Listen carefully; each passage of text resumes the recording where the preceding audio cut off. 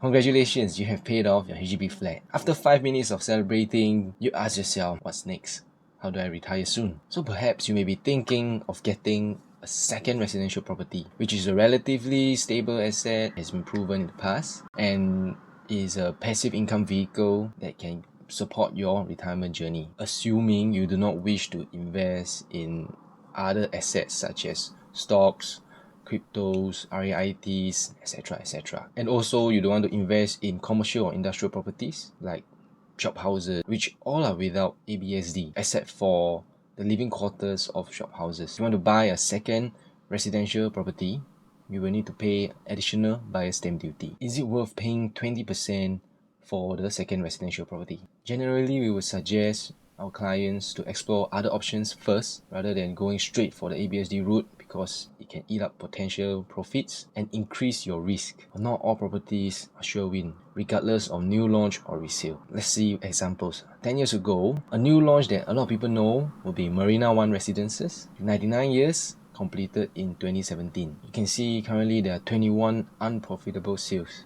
which means 21 sellers lost money. And there are people who make money, of course. 16 profitable sales, though the profits are not that much, less than 1% annualized. Let's take a look at Highline Residences, also 99 years, completed in 2018. So let's say you bought new launch in 2014, 2-bedroom unit, almost 1.2 million, sold at 1.489 million. In 2014, the additional buyer's stamp duty was 7%, so it works up to be around 83,000. So all in all, your net profit will be around 210,000. Not bad. This is also not including any potential rental, as well as other costs such as maintenance fees, interest costs, etc. Let's take a look at Mera Prime. It's in a similar locale as Highline Residences, a resale unit, also 99 years. It's completed in 2006. If you bought it in 2014, 10 years later, what are your results? Tin, a 3-bedroom unit at 1.2 million, similarly to the Highline Residences new launch. I sold it for an average 2,000 per square foot. You will have a selling price of 1.68 million. If you include the 84,000 ABSD, your net profit will be around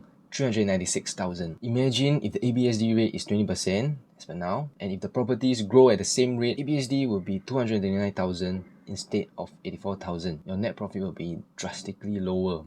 For Highline Residences, it will be 55. For Mera Prime, it will be 240,000. So is it worth it to pay ABSD? Yes and no.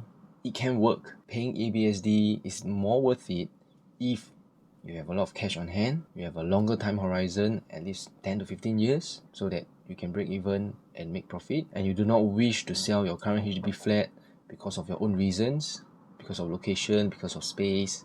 I totally understand that. If you're able to secure an undervalued property, maybe even lower than 20%, then it may be worth it to pay the ABSD. However, it may not be as worth it to pay ABSD if you have substantial profits sitting in your HDB flat, like 450,000, 500,000, etc., that can be used to help you upgrade. If you and your spouse can and are willing to decouple safely, your combined income is able to support 2 condo units. If you intend to flip the property in the next 3 to 5 years, it may not be worth it to pay ABSD, because you will need to keep paying every time you buy a second property. And if you do not have confidence in your holding power for the next 10 to 15 years, it may not be worth it, especially if your HDB has risen in value drastically. You have bought your HDB flat at 600,000 and now it's worth 950,000, and you want to upgrade to a 1.4 million private property. You are willing to pay the 20% ABSD, which works out to be around 280,000, because you don't want to end up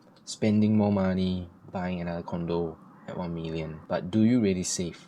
Let's take a look at the numbers. You pay ABSD and you buy the 1.4 million property. Your total cost will be around 1.72 million. And then you have your current portfolio with HDB flat worth 950,000, as well as a condo worth 1.4 million. Option 2, so you just need to top up 50,000 as well as the buyer's stamp duty to buy 1 million property. And likewise, for your 1.4 million property, take loan, etc. Your cost is lower if you don't pay ABSD. It seems that by taking profit on your HDB flat, it may make more sense in terms of numbers, especially if you believe that condos are better appreciating asset compared to HDB. However, if you're really happy with your current HDB flat for your own reasons, like location, facing, size, etc., do not sell. Do not sell. If you'd like to discuss further in detail, please feel free to WhatsApp me at 833-0360 or leave a comment below. Thank you for watching.